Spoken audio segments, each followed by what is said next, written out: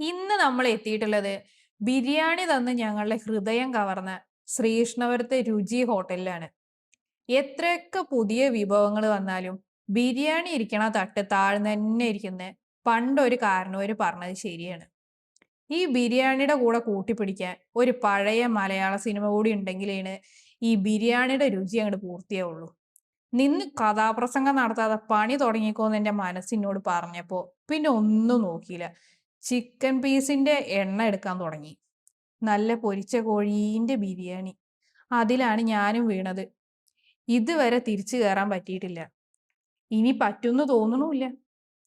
എനിക്ക് വേണ്ടി ജീവത്യാഗം ചെയ്യേണ്ടി വന്ന കോഴീനെ മനസ്സിൽ ധ്യാനിച്ചുകൊണ്ട് ബിരിയാണി അകത്താക്കാൻ തുടങ്ങി. ചിക്കന്റെ ചെറിയൊരു പീസും കുറച്ച് മസാലയും റൈസും കൂട്ടി ഒരു ഉരുള വായിലേക്ക് വെച്ചു. എന്നത്തെയും പോലെ ബിരിയാണിയുടെ മൊഞ്ചിന് ഒരു കുറവും പറ്റിയിട്ടില്ല. ബിരിയാണിയിലെ ചിക്കൻ ആയാലും റൈസ് ആയാലും മസാല ആയാലും ഒന്നിനും ഒരു കുറ്റം പറയല്ല. അങ്ങനെ ഒരു ഉരുള കഴിച്ചു, രണ്ടുരുള കഴിച്ചു, അങ്ങനെ ബിരിയാണി പൊതി കാലിയായി.